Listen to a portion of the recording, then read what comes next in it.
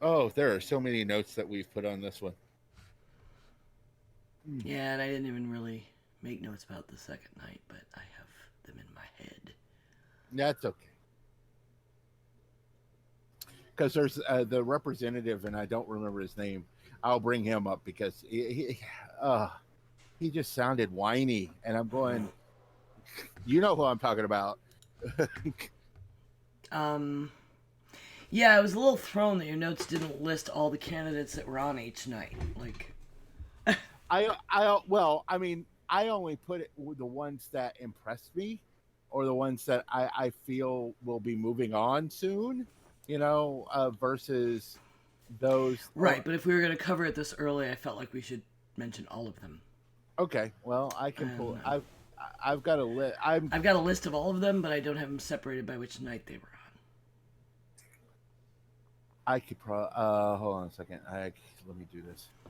All right.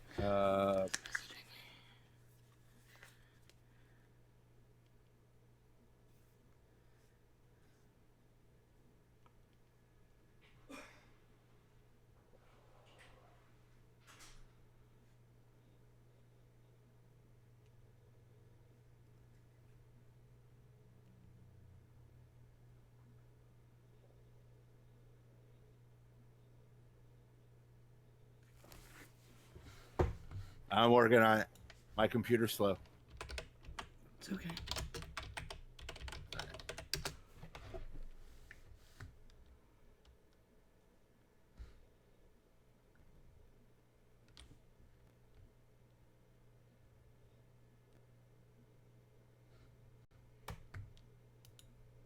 On notepad.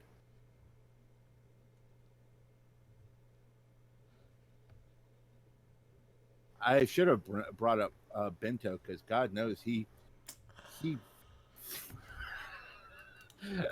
is not ready for prime time. Oh, Beto O'Rourke guy? Yeah. Yeah. Well, I have a lot of issues about people who are. They're bad at debating, and it pisses me off.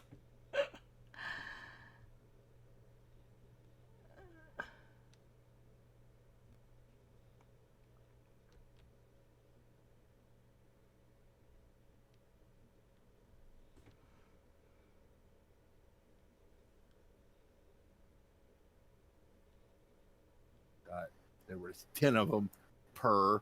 Jeez. All right.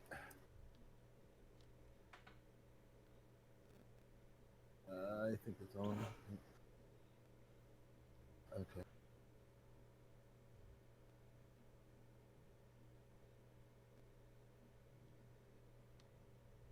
I, I'm putting them in the notes right now. Hold on one second.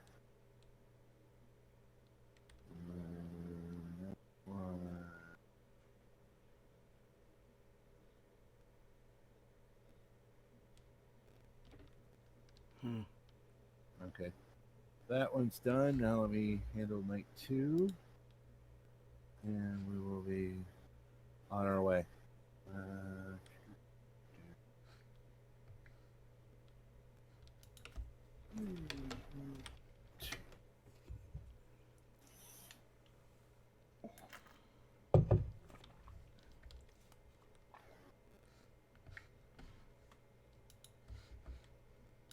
so CNN did an interesting thing where they showed by the numbers of who got a chance to who had the time to talk. Yeah.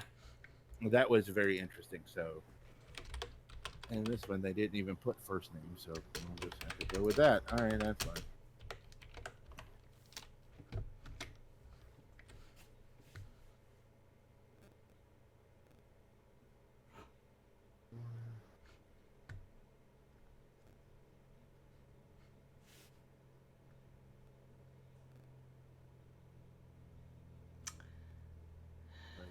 Right letters. I'm sorry. Nope. I'm looking up stuff myself. For son, she. That woman's crazy. All right. Okay, this is what I want to see. There. Yeah, de Blasio. All right, they are up. The two. The list of names are right under the night 2, so we can touch on them, and then we can touch on the ones we want to, focus on. Okay. All right. I am ready. Do you have anything else we need to add or anything? Nope. Okay. Did you see the carrots and sticks? Nope. It's I a did good not thing. get down that far. It's a good thing. You handle the carrots. They're both about. One's about. You posted 2 of them. Okay. Yeah, it's the, and I'll handle the sticks. So. About highlights magazines and David Gilmour. Mm-hmm. And then mine is about the woman who got shot in the abdomen and is being held on charges. They dropped the charges. They finally dropped the charges. Yeah. But the fact that they even charged her, I still want to hit on. And then... Well, I heard a really great piece on NPR on that yesterday, though, actually, about how that law was created and how it was intended to be used and how they've been kind of pushing the envelope using it for stuff in that area for years. Right. Like, it was initially kind of meant for, like, they kept finding little kids in meth labs. Right. And they're trying to protect them, but it's stretched more and more toward... if you're drinking while pregnant or, anything else, like, for endangering fetuses instead of, a child welfare issue, so. Yeah. And this was a pretty extreme instance of trying to use that law. Laws need to be written more carefully. I agree totally. All right, so are we ready to start? Yep. Have we shared? Nope. Okay. Hold on. I logged in. I gotta go to the right. Log into It makes it. Frack. My computer's like wanting to do weird installations and shit. Yeah.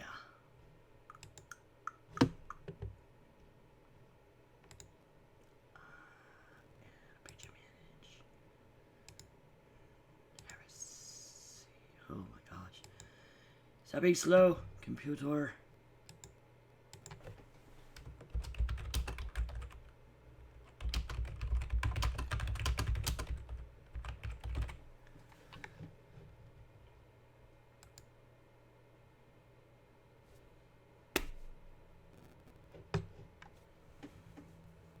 Auto-populated the damn last episode. I changed that.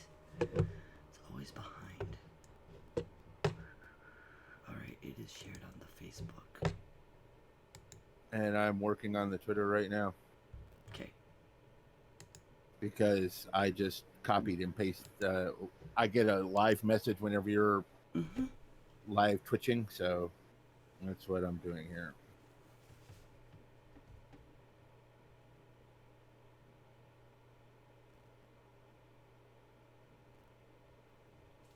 One more second.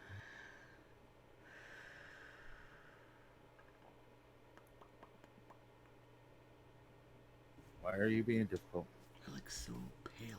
Jeez. Well, you're goth. Of course you're pale. I'm like, all right, that's been done. All right, let's get this going. All right. No one will ever deprive the American people of the right to vote except the American people themselves. And only way they could do that is by not voting. Franklin Delano Roosevelt. Bad officials are elected by good citizens who don't vote. George Jean Nathan. Voting is a civil sacrament. Theodore Hesburger. Someone struggled for your right to vote. Use it. Susan B. Anthony. Let's talk about the debates that just happened. Welcome to Heresy and Hearsay, a podcast reclaiming faith in a political discussion. I'm Reverend Barney, and you can follow me on Twitter at SethRothII. You can also follow the show on YouTube, Facebook, Twitter, and any podcast catcher. Just look for Heresy and Hearsay. Please like, share, subscribe, follow us. Also give us a review. That helps us in any way possible. And to help me today, a true patriot and the modern Paul Revere letting us know the fascists are coming, Ember. Hi there, I'm September. You can follow me on Twitter and Twitch at 9 of 12 and hear me on the Geek Grills and Trust Your Cape podcasts. Heresy and Hearsay has a Patreon site. You can find it at patreon.com/Heresy and Hearsay. Please visit there, help support us. $2 a month goes a really long way to help us keep making this show. You could also contribute bits in Twitch or subscribe for free if you have Amazon Prime.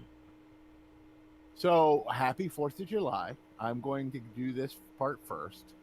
So, I used to like 4th of July. My favorite thing about 4th of July was I would be off from work or whatever, and I'd be able to turn on ESPN, and there would be in New York City at Coney Island, there would be the Nathan's famous hot dog eating contest because nothing says Americana like gluttony. And so I always, I don't know why, it was like a tradition, just like me dressing up. For those who follow me on my normal Facebook, I dress up I have British, I have Union Jack Doc Martens and a Union Jack Doctor Who shirt. So I wear that on the 4th of July. Not that I'm saying that. That's a little weird. Okay. I'm saying maybe we shouldn't have left. I'm just saying, But no, it's my way of subverting a little. But I like the 4th of July. Yeah, I know. Especially with the shit they have going on right now. I know. Okay. Well, this wasn't going on all the time. But when we left, they had George. Come on. Anyway. But so last year it came out, and I wanted to discuss it because I've boycotted the show ever since. It came out last year that the owner or one of the owners of Nathan's Famous Hot Dogs held a fundraiser last year for Donald Trump. And I'm like, geez. I can't support that. And they make decent hot dogs. They're okay. They're kind of greasy for me. To be fair, I am. If I'm going to get a hot dog and spend the money on it, it's Hebrew Nationals. I just like them better. I find those even greasier. Like, I was really surprised that I expected better quality and with them being kosher and everything. I was like, ooh. But I like Salen's Smokehouse hot dogs. Okay. That's my favorite. To be fair, I'm more of a brats guy anyways. I like a good Johnsonville brat, kind of thing. Yeah. The other thing I wanted to talk about is what's been talked about quite a bit and why the 4th of July is now being tainted by the orange Cheeto, is this giant extravaganza. I'm surprised that. So they're having a militaristic style 4th of July in DC today. Now they're not rolling down tanks down the street. They were able, for whatever reason, to talk Trump out of that. But tanks are going to be there, sitting on the street. They're going to have flyovers with Air Force, with Air Force and helicopters. And I mean, I was like, look, I remember seeing this when I was a kid in the 80s. It was called the Russian thing that they had every year where they would have the military parades. And I'm like, if I'm not mistaken, North Korea does the same thing. Mm-hmm. And I'm just like, maybe we shouldn't do that because oh wait, never mind. We're talking about Trump. And then we're supposed to have the that and it's taking the money. It's being taken from our National Park Service fund. Yeah. Mm-hmm. So this is on taxpayer dime. It's like kind of the opposite of preserving our country and from that particular service. And it's very political. Other presidents have had the wisdom to kind of stay away from doing this kind of thing. He's having a little tantrum. The Democrats are getting all the attention right now, and it makes me nervous because I mean he is technically the commander in chief, and that group was given a permit to fly the big Trump baby balloon within view of the mall where his shit's going on, and he's gonna have weaponry, and like I'm like, oh my god, what if he starts? I'm worried about Tiananmen happening, right? Like, just start wiping out the protesters. Well, he famously he talked about the fact that China didn't do it at Tiananmen Square right. That that he because they should have ran over tank guy. Yeah, it's And oh and my I'm god. I'm going. Sorry, I actually just got nauseous from that. Yeah, just like yeah, it's like wow. It's like so. Yeah, it'll be interesting, and it's also supposed to be the biggest fireworks display ever, and everything. I mean, And I'm okay with fireworks and stuff, and I just he needs to keep. If he just was having a fireworks display, over the mall. I mean, it's certainly a scenic, proud patriot thing, but these military elements and him speaking and stuff it's too much. and here's the thing, they've already talked about this because this is on the taxpayer dime. There, a couple other stories have come out recently. Mm-hmm. He could have serious ethic violations if he was to speak and turn this into a political rally. Yeah, he's going to be really, really careful and stay on script. If he goes off script, how this is paid for is going to have to shift.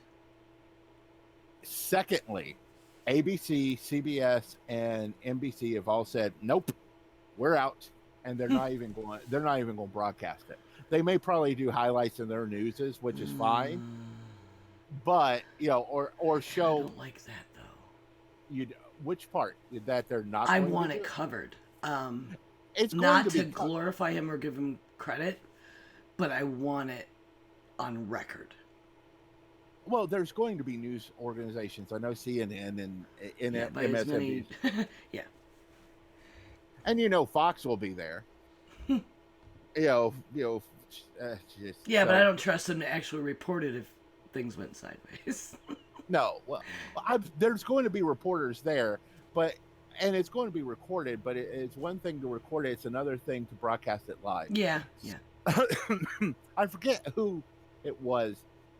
It was Colbert that suggested this, and it's been suggested by other people. But basically, what we should do is not do his rallies and stuff live, but have them, not pre-recorded, but have them when they're going on a delay, and every time there's a lie come up, they pause the tape and it's like, nope, that's a lie, and explain what is actually the nuances of it, and then move on. And I think that would be better, and I think that should happen to all presidents personally, so that because I believe in an educated. I'm not saying this just about Trump. I believe in an educated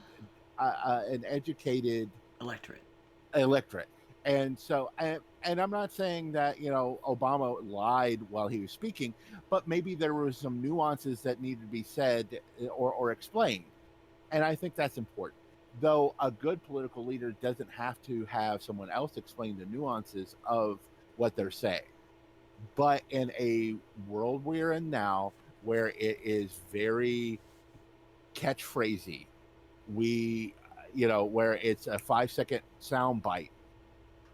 That I think that was one of the reasons Hillary turned a lot of people off, is because she's very wonky. She is extremely intelligent. She knows her politics, and she also knows how politics works. The problem is that Joe Blow down the street doesn't want to be explained to. And it's even worse because Joe Blow probably also doesn't want to be explained to by a woman. I know that's... But there are a lot of ways you can watch debates that way. Right. I like those, like Politico type sites where someone is live blogging and fact checking. Right.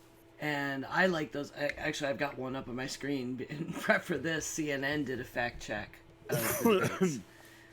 Because there were a few things in particular that didn't ring true with me. And, you know, like some of them are very specific and take time to look up.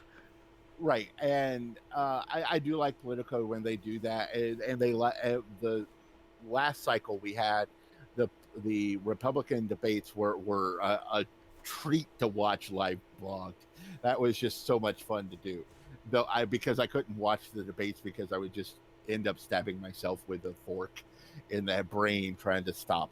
So it'll be interesting with what your next show idea is. So, but we'll I'll be like, all right.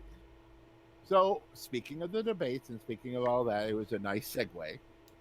So first off, I want to list off the night one. We're going to go by nights, and then we'll do a final thoughts kind of thing. So night one had Cory Booker, Beto O'Rourke, Elizabeth Warren, Julian Castro, I apologize, Amy Klobuchar, Tulsi Gabbard, Tim Ryan, Tom Delaney, Bill de Blasio, and Jay Inslee. Thank you.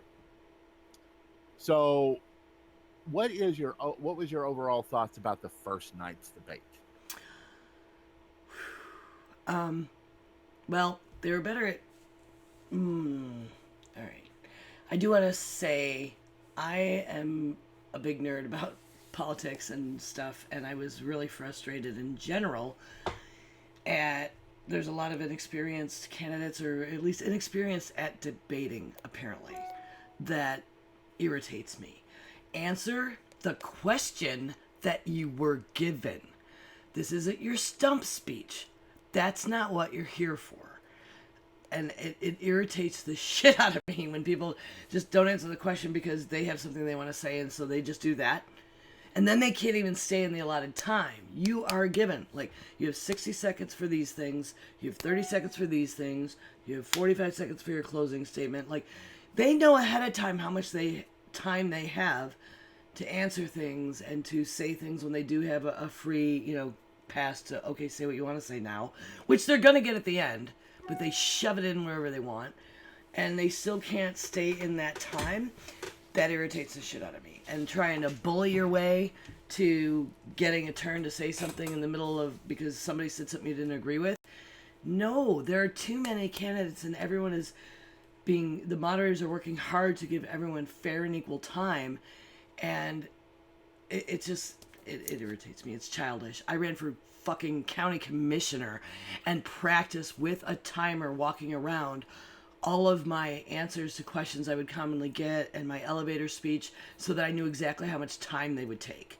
And they can't do that? And they want me to vote for them for president? Like, have some self-restraint like an adult. So, sorry. I just wanted to say that because it makes me mad. And the worst offender, the first night, to me, was Tulsi Gabbard. Mm-hmm. She missed a huge opportunity. They had actually brought up pay disparity for women and what would you do to solve it. And Julian Castro knocked it out of the park. He was just unflinching, absolutely taking it head on, and I was like, wow, that's pretty amazing for a dude. Are they going to ask a woman this question? And they did. They gave it right to her, and she fucking ignored it. She used her entire, minute to give the history of her military service and why she joined up after 9/11. She gave her elevator pitch, ignoring the equal pay for women as a female candidate. Right, and that's what that 45 seconds is for.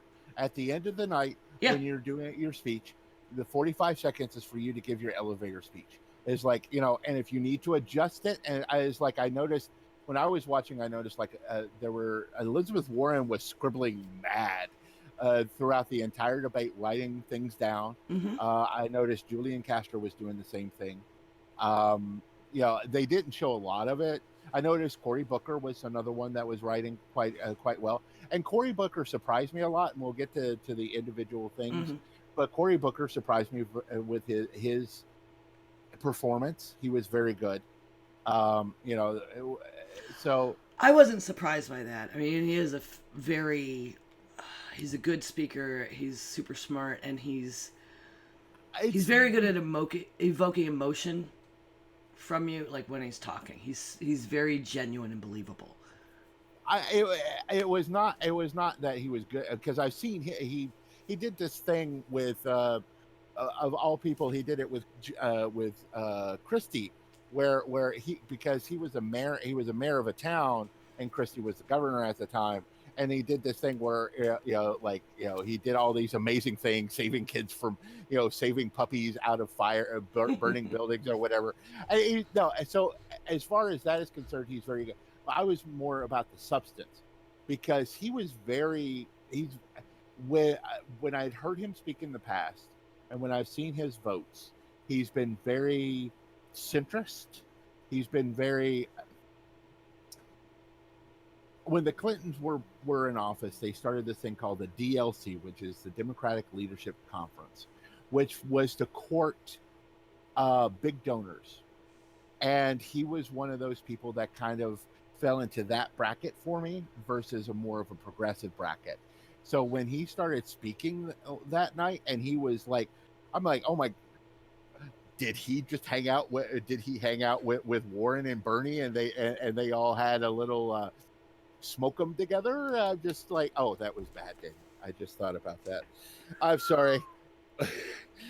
Yeah, oops. I apologize in advance for that statement that already came out of my mouth, because I just realized the whole Warren controversy. Wow. Oops. I'm sorry. All right. So All right. So anyway, what exactly are you trying to say was your issue with Booker? That he was going after big donors? no, originally it sounded like he was more centrist than everything else, more that he was more willing to deal with corporations and stuff. But in the debate, he sounded very left. He was on the same page as Warren, as Bernie, as a lot of the progressives, and that's what surprised me.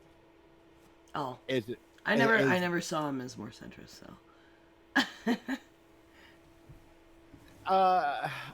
I've seen his voting record, and I've looked at his voting record and stuff, because I knew he was going to run. I knew he was going to run this mm-hmm. term, so I've been kind of watching his voting record in the Senate. So that's why I was like, I mean, then again, I'm less apt to condemn someone for that, because you have to compromise, and you have to get shit done. no, And there's just reality to that. So I understand that. And then there was Elizabeth Warren, where they asked is like, do you have a plan for Mitch McConnell? And a lot of them were like, well, we'll just need to vote him out. And it's like, that's not what the question was. That one frustrated me. It's like, that's not what the question. How are you going to deal with Mitch McConnell? And Elizabeth Warren is like, yeah, I've got a plan. And the look on her face is going, are we going to have to be concerned for Mitch McConnell? Is he going to disappear in a swamp somewhere? I know, that was like that was the moment I've been waiting for from Biden back in when he ran in 2008. And my favorite thing ever from Uncle Joe was him answering a yes/no question with just a yes or a no in a debate, and just stopping. And that Warren moment was like that to me. I have a plan. I'm like, damn, she's just gonna have him offed. That was a little harsh.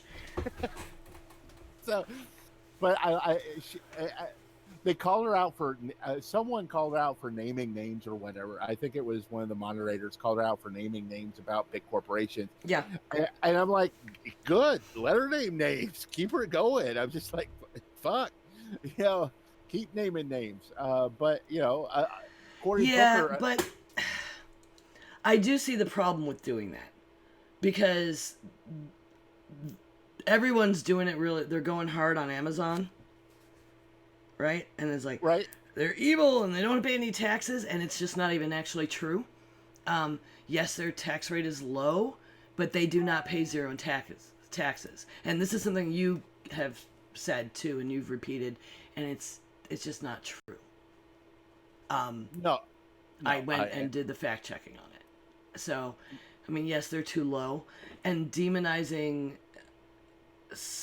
companies that and they're just putting mom and pop shops out of business. No, they're kind of not. There's no, a that's lot of Walmart. different factors involved in that. That's also Walmart. So Yeah, I mean, but Walmart is also a very large employer, as is Amazon. I understand that, but at least Amazon. And they'll employ people, you want to talk about ageism, that other people won't.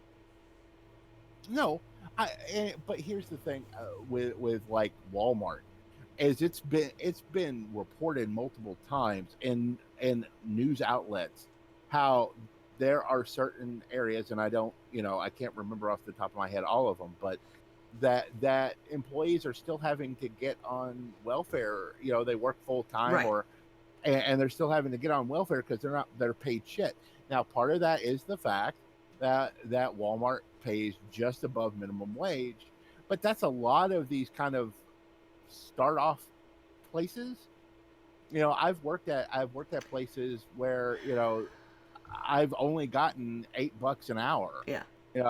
Which is And they do have, I mean, their policies have been getting better, their benefits have been getting better. I mean, we can just be vigilant about it without completely condemning them. And right. Like, yes, they move into a building and then they abandon the building a few years later and move down the street when the tax break runs out in that town. That makes me angry. That should not be allowed, and I feel bad that towns keep falling for it. And then they are able to underprice things, and it's harder for other businesses in the area to get business. However, they also, because they have the money, can move into areas that don't have any store. Right. Right? You can give affordable, food and consumer items in a neighborhood where no one else is going to put a store. Right. They should be doing more of that. There's this theory of food deserts. Mm-hmm. I think is the term. Mm-hmm. Where basically there are areas in our nation that do not have any type of grocery store or any type of market that sells food within a certain mile radius, and it's also constructed to where it ebbs and flows depending on the size of the area or the size of the population. So, like in the middle of Nebraska, it may be a 10-mile situation, where if you're in Detroit, it may be a 10 block. But the point still stands that is because of the difference. What they're saying is that it should be within a reasonable distance for someone, right. And it's not. So, and those neighborhoods, I mean, it's compounded because it's income levels that don't have transportation access and everything. Right. Anyway, but yeah, Cory Booker, speaking of him, he went hard on it, and I appreciate that. He said it a little, I don't know, maybe too many times. He was talking about his rough neighborhood he lives in. And it's true. I felt like, okay, you need to stop playing that card. But I can understand it's also really personal to him. Especially when the violence was addressed. Right. Well, and also it's like Bill de Blasio talked about how he had an African-American child. And I'm looking at Cory Booker, and Cory Booker's face is just like, really? You're going to bring that up? Yeah. But I mean, Booker told the truth, and there were 7 shootings in his neighborhood last week. De Blasio, yeah, and it was weird the way de Blasio phrased it. Yeah. He said, well, I have an experience that no one else up here has, and I've raised an African American child. I'm like, what? There's people of color on the stage with you.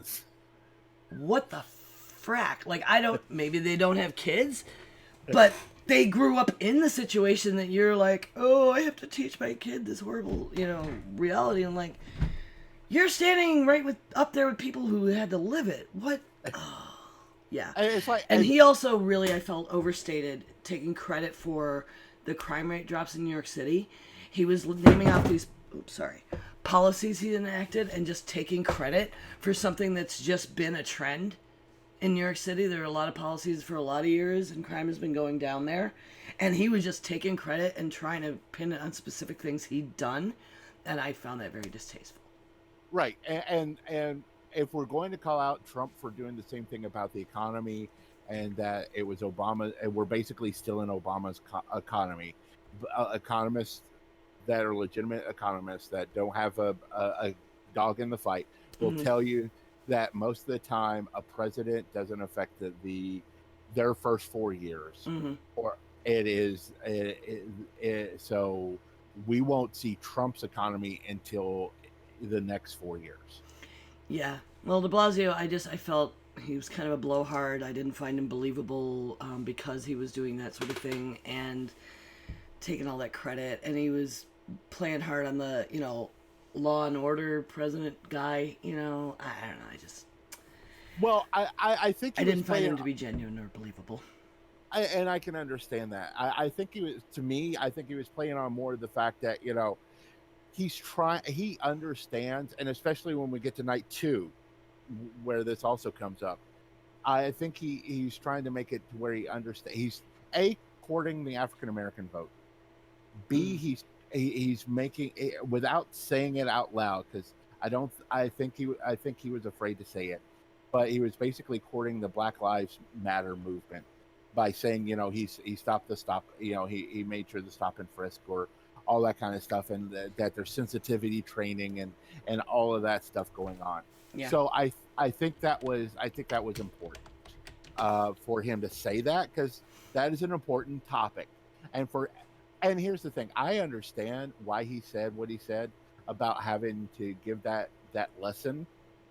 There is because it's one of those lessons that I'm a white heterosexual male, and I've made this clear a couple of times. I don't know what it's like to be pulled over. I get fearful when I get pulled over, because I know that there's either a problem with my tag, or I've been speeding, and I know I've done wrong, so that's why I get nervous. But I am never afraid of being pulled out of my car or being possibly shot, in my car, Mm-hmm. by a police officer. So I can understand why it's important to bring that up and mention that for him. But yeah, I think it's like he could have tipped his hat to, like, and I'm sure people, if he had done one thing, it's like, I'm sure those on the stage who are people of color also have faced this. I've had to teach, and then go into that story. Yeah. I've had to teach. Then I think that would have made it seem less white savory.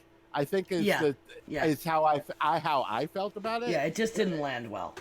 Yeah, it was. It's like He needs to practice that. Yeah, he does. If you're gonna plan to use those lines, practice them so you don't do shit like that. That's why you have a handler to run through all your answers with you. People are laughing about Biden being in like holding up and doing a debate training. Like, that's what you do. You prep. Anyway. Yeah. So what else? You really, really were impressed by Warner. Yeah. I've been impressed with her. Yeah. Here's the thing, and we'll get into those in debate too. But she is, as far as what I want, except for one thing that was mentioned in night two. She is what I want in my society. Because I am a democratic socialist. I want free healthcare. I want, Free college. Free college. I believe in a strong social safety net for everyone. If there's those that are struggling or whatever, we should lift them up, because I am of the belief that rising tide raises all boats. Right. So if you raise the minimum wage, my wage will go up too, because they have to compensate for that. And there's like, well, then there's inflation. It's like, not really, because because inflation is not as big of a deal. Economists has talked about this. It's still there, but because we're a global economy, if we don't muck up our global economy, which our president's currently doing, then we don't then our money is not as issued as is an issue. And so if you raise the minimum wage or whatever, it doesn't affect the overall pricing so much, because we're a global economy. Right. So, but I wanted the governor of Washington State kind of impressed me. It was he kind of put himself out on stage, and I'm like, I need to know more about you before I can make a final judgment. But John, He seemed a little off the rails. I mean, I was impressed him being climate change, like that's his first top issue. right? However, it seemed to. I don't know how much I believe it. I found it was like he's trying to grab those first time voters because there is a surge of them now statistically, Right. and that's their top issue. So it really came off as pandery because he kept doing that thing where he kept diverting everything back to climate change. Like he thinks it's the silver bullet, and I'm a little concerned with that. No, look, he's going to be. Here's someone mentioned this is like a lot of these people are vying not so much to be president, but they want cabinet positions. Yeah, and I mean, having the issue talked about and out there, I mean, it's good for getting other people to answer it, right? Right. No, and those kind of things need to be answered. So this but I'm night not about one issue candidates. Like no, I'm not. More power to him running and taking part in debates and being, bringing attention to his issue. But I'm not going to vote for him. But Castro, on the other hand, yeah. he's my guy right now. After Okay. both debates, I'm still, yup. I'm ridiculously impressed with him. I had heard a little bit from him, about him, and it was like, oh, he seems like, he's got good ideas, and but seeing him actually speak, he was articulate, he was unflinching, he was outspoken, he was just hardcore. He wasn't careful about his language. He didn't have to be. He knew his shit. He went right out on limbs with women and LGBTQ rights. He went after, I think it was Delaney, on the immigration policy and the specific, Section 13C needs to be repealed immediately before it, because those other sections that you put in there, and the guy was trying to defend himself, and it was just kind of this wishy-washy, and Castro just, I'm a nerd like that. I know it loses people when you're in politics and you're running for office, and a lot of people just, if you start going policy line by line, you lose them. But I love it. I was like, wow, he really, really knows his shit. And on several different topics. Like, he was just really together, really smart, and really left. And I fell for him. I moved from Biden, Warren area hard into Castro land. And another person that he went after hard about that was Bento. And Beto, Beto. And I don't know why he is even still in the race at this point. Because I mean, he took a punch hard about immigration, and he's from that state too. Yeah. So it's one of those. Well, he stood up so hard during, when that stuff first started. That's how everybody knows who he is now. Right. And Beto O'Rourke had a few really good speeches and gained this fandom. But on this stage, he's really not being very impressive. No. So let's move to night 2. Okay. I will say this about one more thing about night 1. I did like that it was brought up that that the CDC does need to be able to do study about gun violence, and that the climate change is a bigger issue. So I think both of those, I was glad that was brought up. Yeah, Warren I think it got overshadowed and pushed aside too quickly. But her point, because they kept trying to act like she wasn't answering the question, but she was answering the question, like, what would you do about, are you going to take people's guns? We need to study it. It's a public health issue. And I don't think people realize in common parlance that that's something that's a problem with our law right now is they stripped all the funding and they're not allowed to study gun violence anymore. Right. So let's do night 2. We had Joe Biden. Pronounce her first name for me. Kamala Harris's. Sanders, Buttigieg. Thank you. Bennett, Gillibrand, Hippenluker, Williamson, Yoga Lady, and Yang. Swalwell, yes. So let me touch on Swalwell real quick because I'm not going to spend much time on her, for me at least. She was brought into prominence because of Oprah Winfrey and a couple of books she wrote. She's a self-help guru who I don't know what accent she's speaking. Yeah, that was interesting. And B, she doesn't need to be on stage. How she got on stage, and more importantly, how she got on night 2 with Biden, Harris, and Sanders. Just, I know they said it was random, but I really felt that Warren was kind of shunned. But in some ways, I think it was good for her. What? They gave her the first and the last word in the debate. Yeah, but she, you know what? She didn't have all. Her time was not as much as you would think. She didn't. The moderators let too much bling go on where people pushed in for time. And she is better at debating, more respectful of the moderation than that. No, but I don't think she was cheated at all. Especially being given the first and last word was huge and obvious. No, I was like, okay, they're giving her first. I mean, she's the elder statesman on that stage at that point. That you do that, right? Well, she's the highest ranking person. But then at the end of the night, when they gave it back to her, I don't know. It was a little weird. Yeah. Well, didn't they do that with Biden too?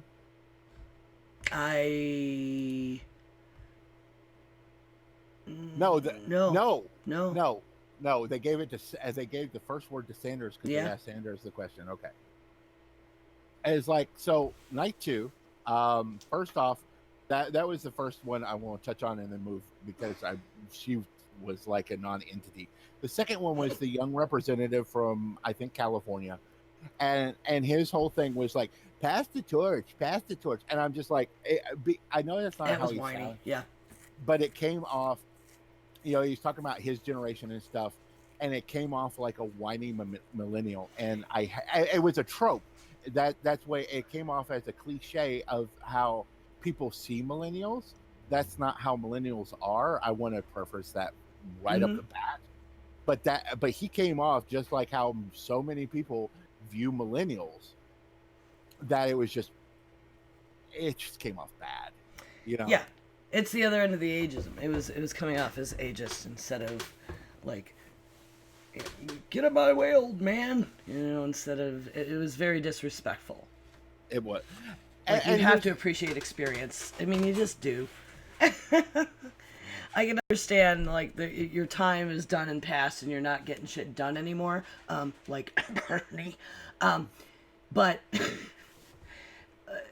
Biden and Warren, like, their experience matters and they have accomplished a shit ton. Yeah. And to be disrespectful of that, I mean, I don't know. I'll be honest, I think I love Uncle Joe, don't get me wrong, especially when he was hanging out with Obama. It was so much fun watching those two play off of each other when they were amazing. But I feel Joe would serve a better function on the sidelines, being the elder statesman, helping get people to vote, helping bring the boomers back to vote for whoever is the candidate. I, I'd like to see him Joe, get the opportunity to continue pursuing and pushing the policies that he was actually part of enacting and we were progressing in this country with. And if we can get a majority in the House and or Senate, he can continue with stuff that he's already done and knows it inside out. A lot of these candidates want to scrap stuff and start over. And that, I don't think that's any good. no, and it's like one of the things I always talk about is healthcare. It's a big topic. Mm-hmm. I am for universal healthcare, but I understand in this nation we can't go from 0 to 1,000. We can't, not the way it's structured. But so I think that refocusing I on wasn't buying into any of that transition bullshit. So we differ there. Okay, so we've already taken steps.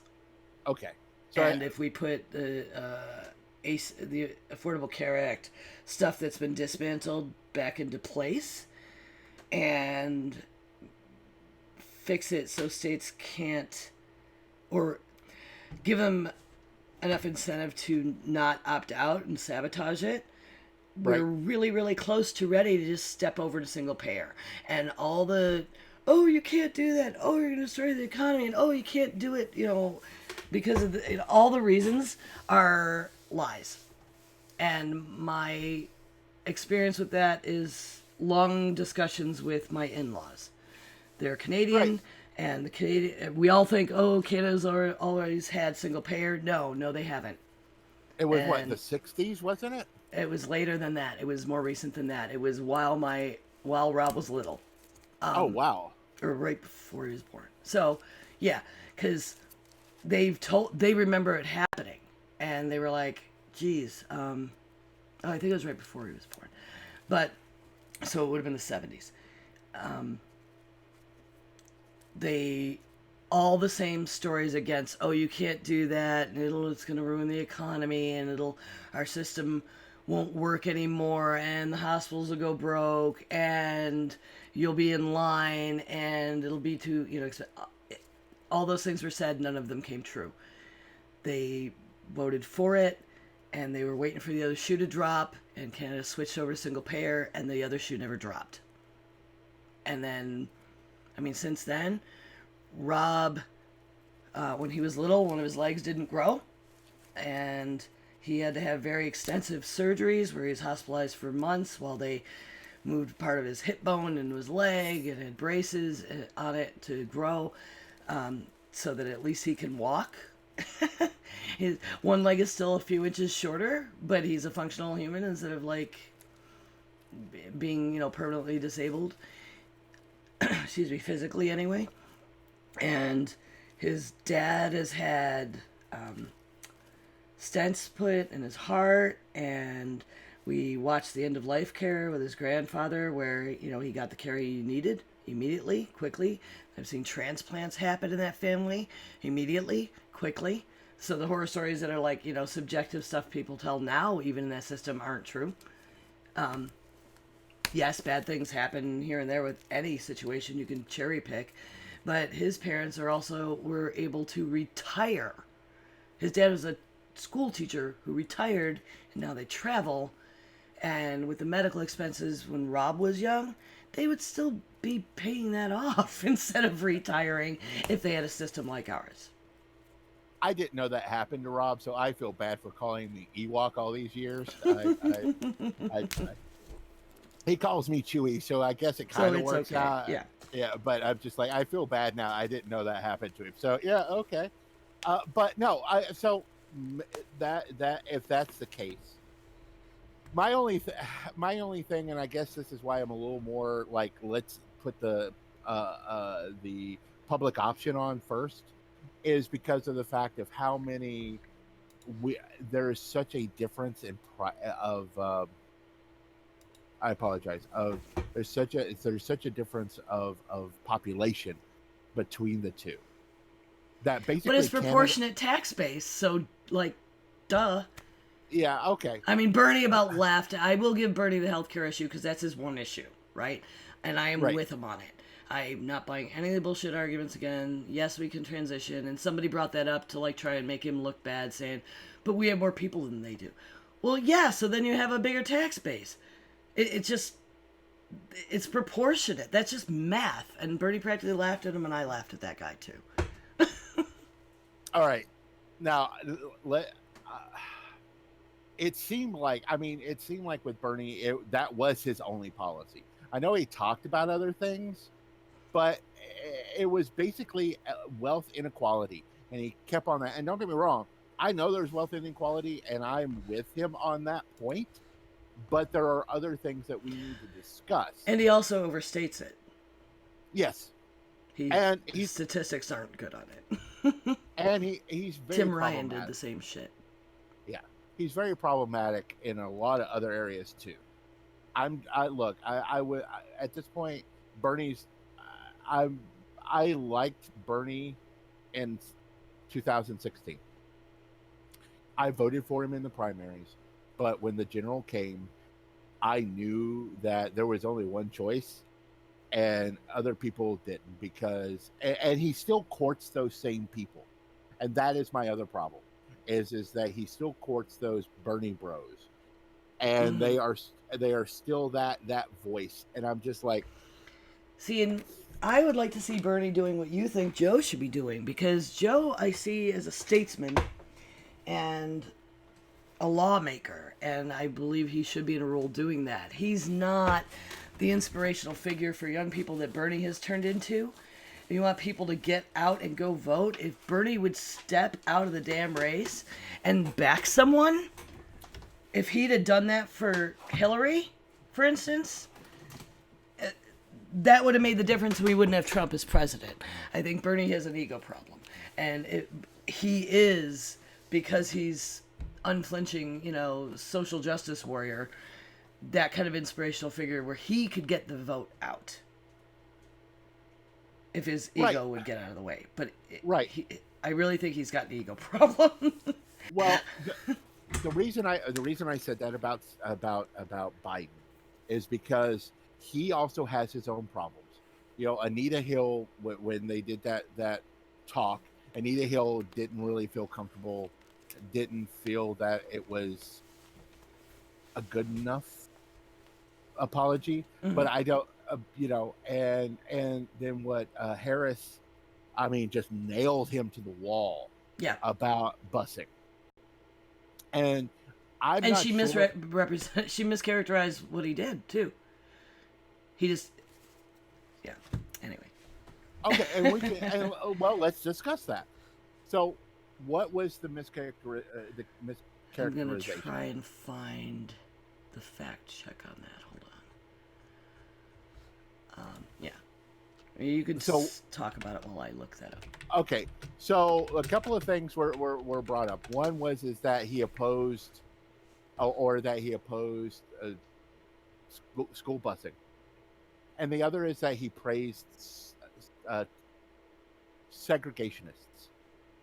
I don't know who she was talking about, because I haven't seen that praise thing. I have a feeling, however, that if I was to make my guesses, it would probably be Jesse Helms. It was the thing he was against was federally mandating busing. Right.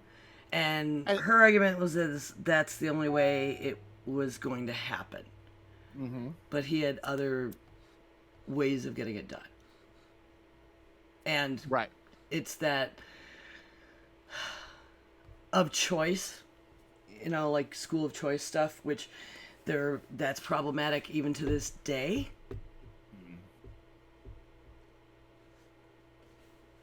Well, I know. But she was just saying that he built his career on the segregation of race, and that was kind of out of line harsh. And it's not true. We all know that. He wanted busing programs to be run by state and local governments, and it was just federally imposed busing that he was against, and they just blew that off. Well, she brought it up. It's like he said it is like, he said, I wanted to be done on the state and local level, and she said that's where the failure was. So I think that's where the conflict is. she sees it as it was a failure to do it because I kind of agree with her that it is kind of a failure on that situation because of the fact that there is so many, you know, there are so many states that would not have done that or would have done it very badly. That was my issue. That I tend to agree with her on. Now, painting Biden as a racist or a segregationist, that is wrong because we know that's not true. So But Kamala Harris acted like she was stuck in a segregated school, and it was his fault. right. Well, Biden came back and he pointed out that no, because he knew that wasn't actually true. Harris did end up benefiting from a bus program run by her local leaders and in Berkeley, and they were able to craft. The quote is Berkeley was able to craft a successful school desegregation plan in that context because of strong local leadership and a sense of civic purpose. The superintendent Sullivan understood the importance of making a strong case for school integration. See, and that's where things like doing it nationally and acting like that would have solved everything, it was just a way, I feel, to attack him. I mean, it was reasonably successful at promoting integration, but it kept falling apart, and then that would lead to white flight. Is what actually happened when they federally mandated. That's that whole neighborhoods going to hell. And then you end up with just having to bus people even further to force the integration on a federal mandated program, where when it was done locally, it was easier to get people on board and get the policies enacted. So anyway, if that makes sense, that's why Biden was opposing the federally mandated busing, and the proof was in the pudding, and he wasn't necessarily wrong. And painting him as a racist and acting like he actually prevented integration is just not true. No, I understand there's a nuance to that. So she got her points and she moved up the ladder because she got her points off of Biden. Yeah. Biden looked weak on a couple of other times other than that. But he was also, again, as you talked about, I think this is why if you step back and go to the rules again, why he looked a little weaker is because he knew the rules and he followed the rules while other people weren't following the rules. And that was the same thing happened to Warren. But yeah. I appreciate their composure and their demeanor and their respectful, behavior. That's presidential to me. Not the standing around and screaming and calling names is infuriating. We've already got one of those. Yeah. We have to. Here's the thing. You have to have a little bit of circus for people to pay attention, and I think that's one of the problems with the Democratic debates versus the Republican debate. They have no real substance. I've watched one, and they really don't have a whole lot of substance to them. Oh, it's a lot of yeah. Whereas there's a lot of substance. There's a lot of policy talk. And people get turned off on that because it's boring to them. Well, you know what? It needs to be boring because you need to learn something. Cletus. Yeah, I love it. And I'm looking forward to the field narrowing so that these policy things could be dug into even more. Yeah, I agree. Pete. Yeah, how do you pronounce his name? Thank you. The mayor mayor of just Mayor Pete. Use Mayor Pete. Yeah. That's what Mayor. Okay, Mayor Pete. First off, I didn't know he was LGBT because I went in. That's his thing. I wanted to go into these debates cold. I wanted to not know who these people were, except for the people I already knew. Right, but even before he announced the run, he was making headlines. You missed it. I must have missed it. I'm sorry. It's okay. Google Mayor Pete. You'll find it. But Mayor Pete, But I think if that shooting hadn't happened, I think we'd have had a better night. If that shooting hadn't happened, what, a week or two before the debate, Mm. I think he would have had a better night. But that is one of those things that is going to sit on it, that's going to be there and be a red flag. And one of the guys called him out. It's like, well, why haven't you fired the police chief yet? Because from what I read, I went back and read the officer in question didn't ever turn on his camera or didn't have his body camera or something, but he was supposed to have a body camera, and it wasn't on. So, and we already know how those go. If there's no proof, visual proof or whatever, and even if there is, sometimes they still get acquitted. So it's just, but I did like him saying this, and this is one of the reasons I wanted to start this podcast, and one of the reasons I went to school is because I'm politically active, and I want to use, but I'm also a person of faith, and I was tired of seeing my faith being used in a hateful way, and him calling him out like this, and I'm going to quote him. For a party that associates itself with Christianity to say that it is okay to suggest God would smile down on the divisions of families at the hands of federal agents, that God would condone putting children in cages, has lost all claims to ever use religious language again. Yeah, that was a really, really good moment for him. It was, and I'm like, it stuck with me. As especially as a person of faith who's also a liberal, and he talked about the fact that as liberals, we need to engage this kind of stuff. I think that's important. I think we need to have these debates in a religious context. If they're going to say God, God, when I was in children's church, when I was, in church as a child, I was taught, and it was pounded in my head, that it's God first, country second, family third. And that country was important because God loved this country, and God is part of our country. I now know that's, not true, but that's what is being taught at early ages, to children who are brought up in a Christian environment.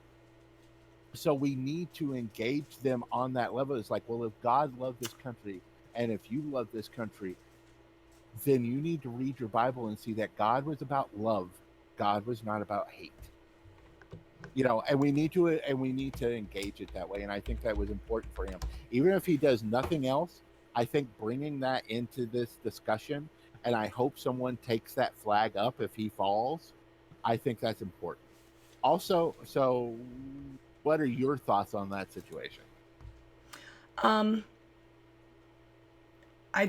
I'm glad he was very careful with the phrasing. It's okay if it stays in there. I prefer less religion in my politics than having to talk about it at all.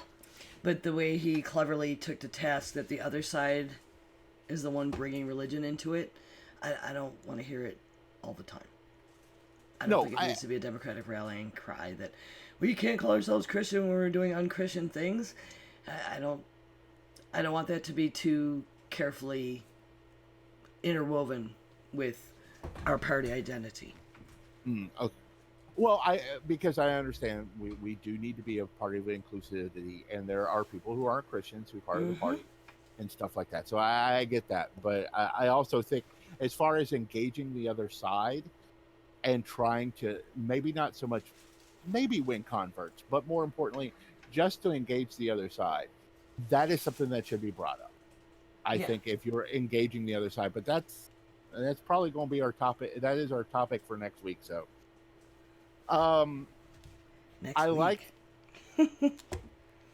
yeah, I'll be in recovery, sweetie. Oh, that's right. All right, in 2 weeks. That's right. I am so sorry. Duh. Well, no, I mean, if we're doing it Tuesday, I can do Tuesday. Okay. Yeah. Surgery's not till Thursday. We'll talk about it. Okay. And see. Yeah. Off panel. Now, Andrew Yang. He is a business owner, and his big thing is UBI, which is Universal Basic Income. I am a fan of Universal Basic Income.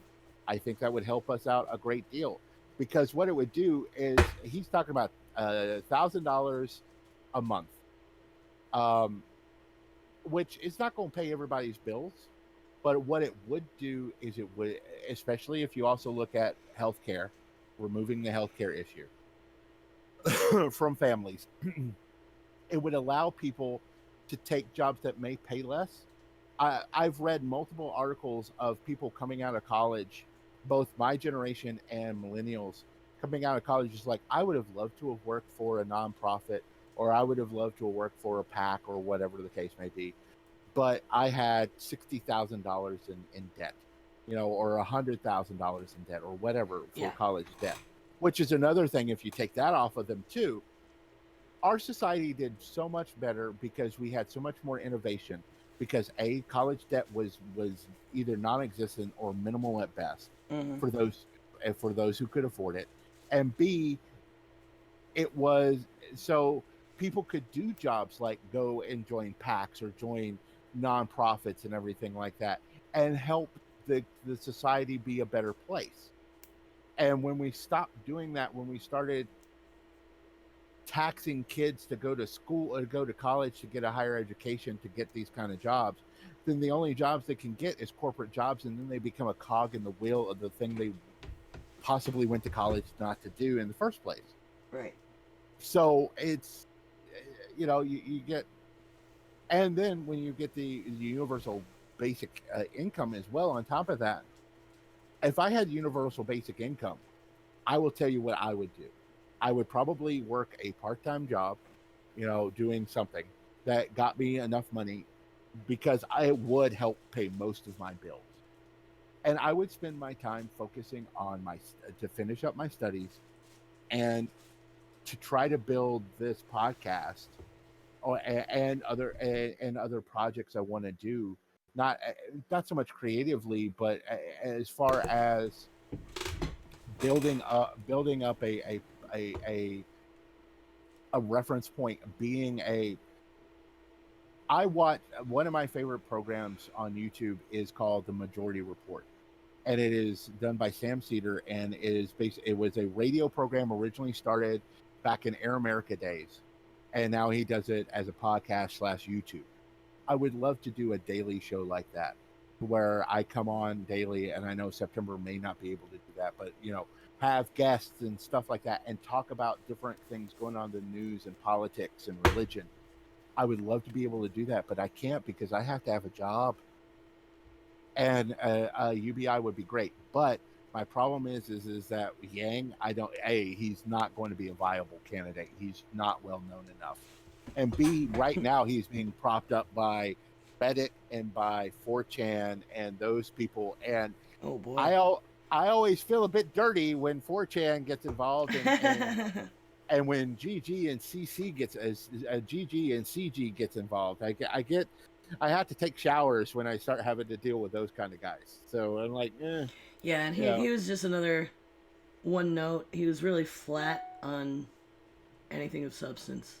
So no, but getting that out there, and him explaining how it would work, and it explained it well, I think is important, because it puts that into zeitgeist.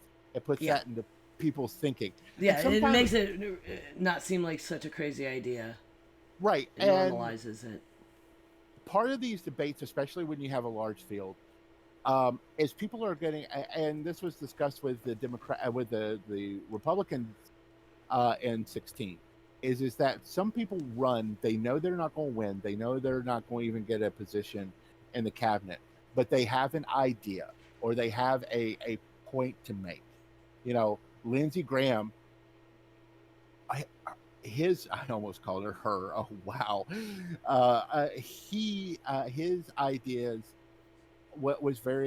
he's a very hawkish individual, and he wanted to push those. He didn't know that Trump, and here, anyways, that's the story. But he didn't know Trump was also going to be like crazy, blow up the world kind of person. But whatever. But he was very hawkish, and he wanted to push that idea. Lindsey Graham, for those who heard and stuff like that. When John McCain was initially running, he Lindsey Graham was one of the people who was considered for vice president. The other one that he really that they wanted was the former senator from Pennsylvania who was Al Gore's running mate. I can't remember his name now, but but he was a Democrat initially, and that's how we got that's how we got Palin instead. So because they told him no, he couldn't have him. But Lindsey Graham was also close friends with John McCain, and they were very hawkish individuals. So that was, so the UBI thing again is one of those things where it's out there now. It's explained in a not detail, but in a decent way to where people will go like, "Huh, that sounds like a good idea. Maybe we should ask front runner whoever about this and see if we can push for that." So I think sometimes the ideas that are presented here, the good ideas get into the zeitgeist, people start thinking about them, and I think it moves the ball forward, at least in my view. Especially if, here's the thing, we're the Democratic Party, but I also feel I'm a progressive, I'm a socialist, and I feel pushing more towards that point would be a good idea. So,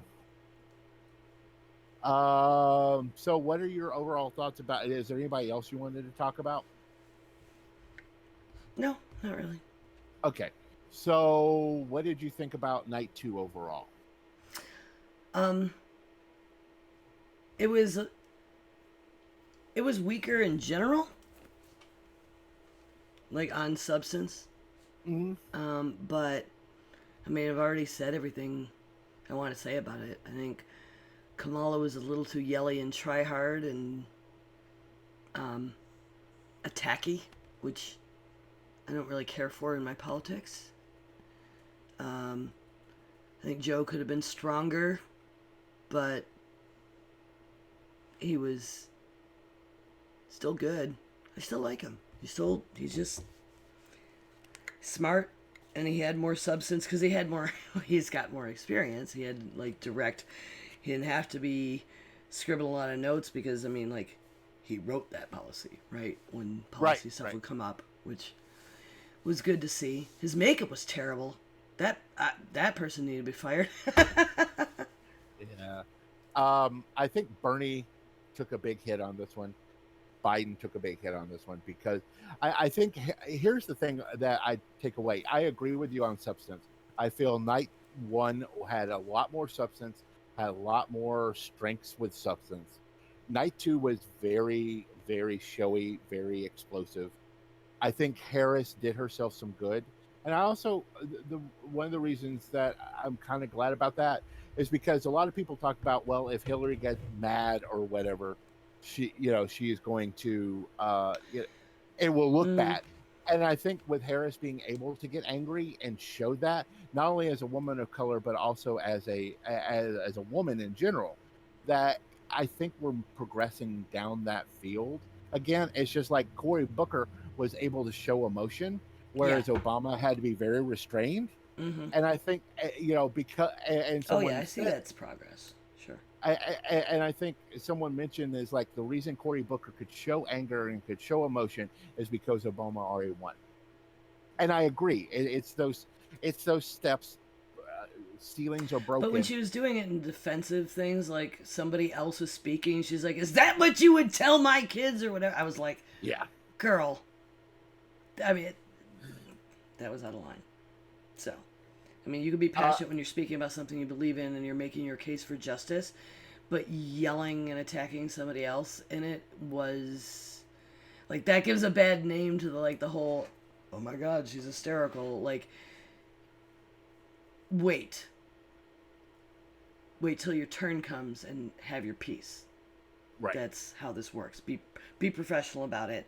Like, I don't want someone volatile with the big red button and the nuclear keys, right? Because we already have that, and I don't sleep well at night now anyway. So yeah, no, I understand. I think here's my thing. and this is my final thoughts on this situation. Okay. Um, I'm not looking for a centrist. I'm not looking for someone who reached across the aisle, because here's the thing: they don't do it in return, and I'm tired of us being the nice guys. It's time for us to kick some ass, And if we win the House, and if we win the Senate, and if we win, the presidency, then fuck them. I'm just like, I'm sorry. I'm at that point in my life. I'm old enough to where I'm like, I have seen multiple times where multiple presidents have reached across that aisle, try to help or try to get the Republicans, and the Republicans will not help. And, but when they take power, or they demand that they get, that they get a seat at the table when they're the minority in both houses. But when the reverse is true, they don't do the same thing. So I'm not looking for a centrist. I'm not looking for someone who's going to do that. And this is me. I mean, I think it's a myth, and I think you've bought into that. They won't compromise. We have to take over. Some things don't get done. Lots of things do get done. Every day, lots of businesses done. No, we haven't been able to make gigantic policy shifts. We didn't get single payer because we can't get that many people to cross the aisle, but it's not like we're at a standstill and our country isn't functioning. Things are happening every day in our government with people in both sides in power. So, just that's the reality of it. I don't think it's unreasonable that I would be looking for someone who wants to represent everyone, and that's how I see it. If you, no matter what party you're running under, what ticket you're on, once you're president, once you're representative at any level, city, county, state, federal, whatever, you represent all citizens. And I think there are more politicians in power than we realize that do see themselves as civil servants. Well, and I mean, I see your point to some But you're degree. more bitter than I am. I get it. It's not. I'm more idealistic. I want to see good things happen in my lifetime. And I know that some of this is slow change, and that's how the Constitution is designed, so that it's not pushed through so hard. I get that, and I also understand this. So I think it was Kennedy that won, where this quote comes from. John Wayne, who I grew up with my father loving John Wayne. I found this out. John Wayne had said, it's like, well, I didn't vote for him, but he's my president now. And John Wayne was a Republican, hardcore Republican, but they were also more reasonable back then. But anyways, sorry. My situation is that I understand what you're saying. I also feel that that the right has become so right that I'm concerned about it. That I'm really concerned about it. Because I mean, I can't exactly say they're completely embracing, but they're not like shunning. I remember like even in the 80s where they shunned David Duke. They shunned white supremacy. But they also catered to it in a quiet way. Now they're just being very open about it, and that's disheartening to me and discouraging. That I'd rather have it out in the open. It's easier to fight that way. I get what you're saying, and I agree in that front, but the fact that they're willing to actually just embrace it anyways is a problem. And that's why I have a problem wanting to work with the other side, is because they are so... It's not all of them. It's outliers. Yeah, but the outliers have the bigger voice right now. It's because you're giving them the credit for being the voice. Reasonably, people can't win if we just keep letting ourselves be overshadowed by the crazy extremists. I'm not letting wingnuts define good people I know that are on the right that I disagree with. So that's just me. Which I know, I understand, and that's going to be one. We're next show. I don't know if it'll be next week or it'll be the following week. Next show is going to be us discussing how to talk to people on the right and how to talk to people that are their policies are different than yours. And I think this will be a good discussion, especially for me, because I tend to just, I don't want to say yell. I don't yell. I raise my voice a little, but I have a big booming voice, anyways, that I fill a room anyway, so it's not that Mm. hard.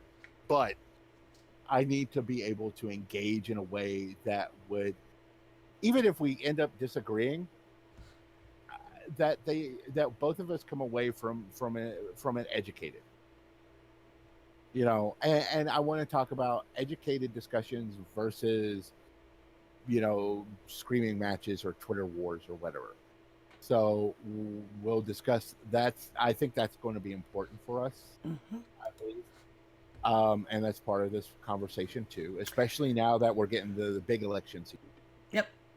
Now, I asked you at the beginning, or when we were planning this, to pick your dream ticket. What is your dream ticket and why? Um, well, it's a little early in the game to be doing that. However, right now, Warren Castro. Okay. I feel like they could. That's so much brain. And you've got like the elder statesman, stateswoman, whatever, and a young, vibrant person of color, and they both just they know their shit. They have vision. They have plans, and I it's a wide group of people that they represent and are invested in personally, and that would just be an amazing dynamic ticket. I'd love to watch the race, and then I'd love to see them in office, like kicking ass. Castro being the less experienced would be a great VP to, because VPs can take those really tough fights, and he was so about reproductive justice as he coined it, and LGBTQ rights, and he could go really, really far with that as a VP. I picked three, but after our discussion, I'm dropping two, because Warren. But so I picked. I think Warren and Booker, for basically the same reasons. They're both. Uh, Warren is the elder stateswoman. Warren has great policy ideas. Warren is not problematic like Bernie. She doesn't have the ego that Bernie does. Um, she's not problematic as Bernie. Booker is a dynamic speaker, very good on the mic. He is passionate, and he is also a person of color, and I think that works really well for them. I think that would be a good conversation. So I think both of our picks, I think they're not interchangeable, but I think either one. If Warren, I hope Warren wins at this point, unless something just dramatic happens. I hope Warren wins the nomination. And if she had to debate between Booker and Castro, I think she would be doing pretty good on either choice. Do you agree with me on that at least? Yeah, yeah. So, Although I'm not all right. counting Biden out, Oh I still no. like him. I'm still okay with him, and I would vote for him tomorrow. So let me ask this But I question. don't know who I would put him. A Biden Castro? That could turn into another bromance. Or Biden Booker? Oh, that could be a reverse of the Obama. But to be fair, I would I'd really like Warren to be, if Biden wins, I want Warren to be. I understand why you want a vice president that's younger, because it's the situation where, like with Reagan Bush, after Reagan won, or his two terms, Bush then ran and was able to win, and he's basically the incumbent at Yeah, that and I point. feel like Biden, I mean, he didn't run, he couldn't. He had horrible family tragedies. Like, Oh yeah, he had to step away for a while, but he, like, missed that opportunity to follow through with all those policies he helped create. yeah. And I want I him to have that time. And boy, yeah, him and Warren, oh, although Warren, like, leading in the Senate and shit with Biden as president is more power to get things done than having her as a VP. Yeah, no, I understand that. I do.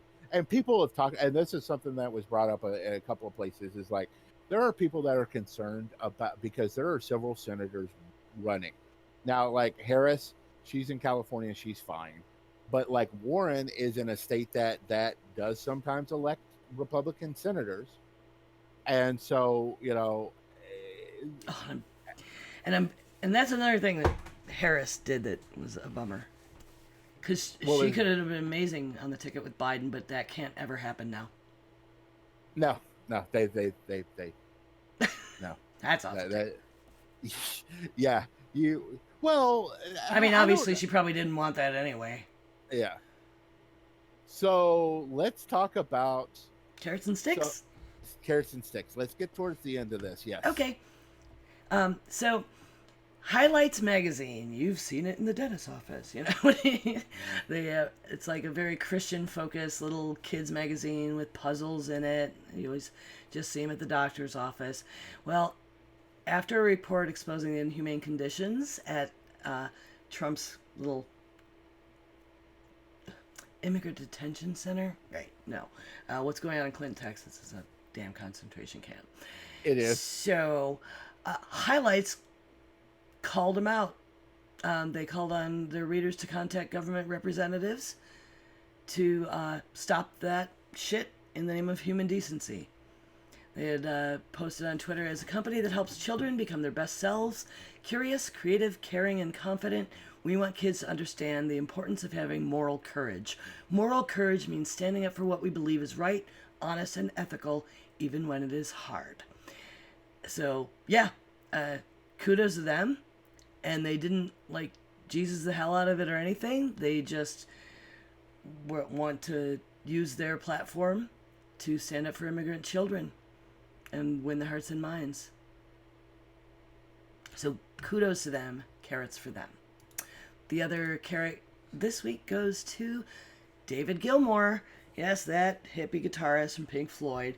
He sold his guitars for $21.5 million. I mean, the Stratocaster from Dark Side of the Moon, the 12-string that was in Wish You Were Here. He raised all that money, and he gave every penny to Client Earth, which takes legal steps to fight climate change. So good on him. Yeah, and that Stratocaster from Dark Side of the Moon. Oh my God, how much I'd want that Stratocaster! I'm just like, I'm the Sticks is the first one, and from what I understand, September says they've dropped the charges, but initially there was a charge where, and you may have heard about this, in Alabama, a woman was charged for manslaughter of her unborn child when she was shot in the stomach after a fight, and they've dropped the charges since then. But initially, she was arrested, arraigned, charged with manslaughter of her unborn child because someone else shot her. Not anything she did, though. People were saying, well, she probably started the argument to get shot. I'm like, no one starts an argument to get shot, not to lose a baby. There are 1,000 other ways to do this. That's not one of them. So Alabama pushing that law, and they dropped the charges, which is good, but they were pushing that law, and I'm just like, it's a child protection law, and they were pushing it and trying to make it to where it was, you're hurting your fetus, kind of law, and that's just some bullshit. Yeah. The second one that I wanted to bring up and this has also changed since I initially set this up, was that Harvard College, or is it Harvard? The oldest college in America, basically was going to give Rick Snyder, who is the former governor of of Michigan, a fellowship to teach government and how government works.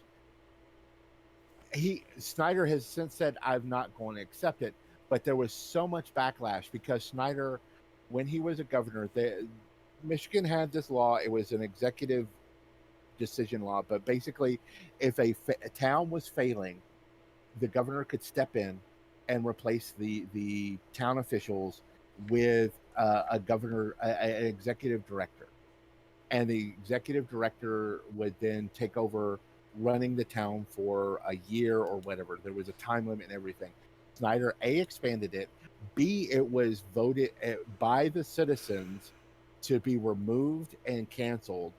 Snyder then went back to the lame duck session and got it to where that law was not only reinstated, but was also strengthened and could not be voted out by a ballot initiative. And then this happened in 2011, and you know what happened to Flint, Michigan in 2014, because he did the exact same thing as he did with everybody, with a lot of these other towns that he claimed was failing. He put an executive director in. They changed the water supply, and that's why a lot of tap water in Flint, Michigan can still not be drunk even to this day. And they were going to have him teach about how to govern.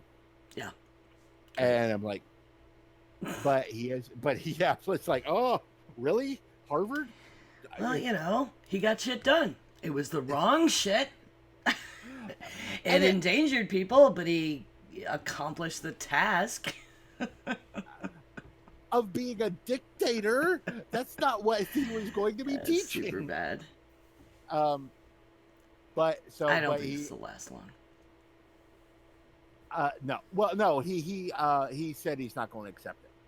Okay, Harvard didn't withdraw, which still makes this problematic because there was a backlash. I mean, and I know Twitter is basically a sound chamber for me because of who I follow and stuff like that. But reading through the news and stuff, there was a lot of backlash for this. The state of Michigan, for example, Snyder should be shunned, should not have any government work whatsoever because he's bad at it. So, and like I said, next week's show, we're going to be talking about how to talk about those on the other side of both religion and politics. And we're going to have to push the Good Omens show back until the end of the month. There's been things going on in my life and I haven't been able to procure everything I need to watch and read. And I want to be able to do that. Okay. All right. So thank you again for joining us at Heresy and Hearsay. I'm Reverend Barney, and you can follow me on Twitter at SethRothII. You can also find the show on Facebook, Twitter, YouTube, podcast, any podcast, and our website. Just Google us. Don't forget our Patreon. We're $2 a month and help us keep this thing going. And I'm September. You can follow me Twitch and Twitter at 9of12. That's NINEOF12. And hear me on the Geek Grills and Trust Your Cake podcasts. Thanks for listening today, and bless your hearts. Okay. Raid Frog Pants. Oh, that's right. I can't raid Frog Pants. Dang it. Why? Because they're not on right now? No, because they have a thing where, they've got it blocked.